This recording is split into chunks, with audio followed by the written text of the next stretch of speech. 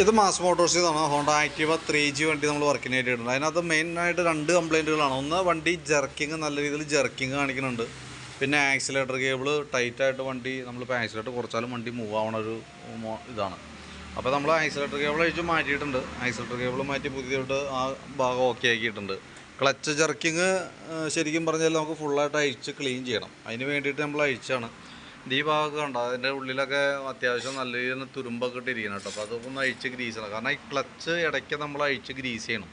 അതായത് at least maximum നമുക്കൊരു 10,000 കിലോമീറ്ററിൽ കൂടുതൽ ഒരു കാരണവശാലും ക്ലച്ച് ഓടിക്കരുത്.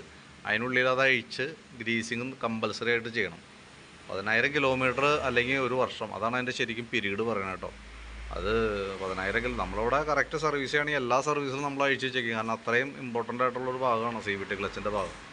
അപ്പോൾ നമ്മളെല്ലാ സർവീസ് ജനറലായിട്ട് സർവീസ് ചെയ്യേണ്ടെങ്കിൽ എല്ലാ വണ്ടിയുടെയും ജനറൽ സർവീസിലാണ് നമ്മൾ അഴിച്ച് ചെയ്തു പോകാറുണ്ട്. ഇപ്പോൾ ജർക്കിങ്, ക്ലച്ച് ജർക്കിങ്, അതായത് ഹാൻഡിൽ മൊത്തത്തിൽ കിടന്ന് കുടയണ പോലത്തെ ഒരു കംപ്ലയിൻറ്റ് കാണിക്കും. അതാണ് അതിൻ്റെ ലക്ഷണം കാണിക്കുന്നത് കേട്ടോ. നമുക്ക് ഹാൻഡിലുമേയാണ് കംപ്ലയിൻറ്റ് കാണണമെങ്കിലും പ്രോബ്ലം അതിൻ്റെ ഈ ബാക്ക് ക്ലച്ച് സൈഡിലാണ്. അപ്പോൾ അത് ക്ലിയർ ചെയ്യാൻ വേണ്ടിയിട്ട് അഴിച്ചാണ്. അപ്പോൾ നമുക്ക് ഈ സൈഡിൽ ഈ ക്രാങ്ക് ഷാഫ്റ്റിൻ്റെ ഓയിൽ സീൽ ലീക്ക് ഉണ്ട്, അതും കൂടി കൂട്ടത്തിൽ കൂടെ മാറ്റിയിടുന്നുണ്ട് കേട്ടോ. ബെൽറ്റൊക്കെ നോക്കി, ബെൽറ്റൊന്നും കുഴപ്പമൊന്നുമില്ല, നല്ല ബെൽറ്റാണ്. അതിൻ്റെ വേരിയേറ്റർ ബോഡി കാര്യങ്ങളൊക്കെ ഓക്കെയാണ്, വേറെ പ്രോബ്ലം ഇല്ല കേട്ടോ. അപ്പോൾ ക്ലച്ചൊന്ന് ഗ്രീസ് ചെയ്ത് റീസെറ്റ് ചെയ്യുന്നുണ്ട്, ആ ഓയിൽ സീൽ മാറ്റുന്നുണ്ട്, ആക്സിലേറ്റർ കേബിൾ മാറ്റുന്നുണ്ട്. ഇത്രയും കേസാണ് മെയിനായിട്ട് നമ്മൾ ചെയ്യുന്ന വർക്ക് കേട്ടോ. അപ്പോൾ ഞാൻ അതിൻ്റെ ഒരു ഏകദേശം ഒരു എസ്റ്റിമേറ്റൊക്കെ ആക്കിയിട്ട് അതിൻ്റെ ഡീറ്റെയിൽസ് വാട്സാപ്പിലേക്ക് ഒന്ന് ഷെയർ ചെയ്തിട്ടേക്കാം.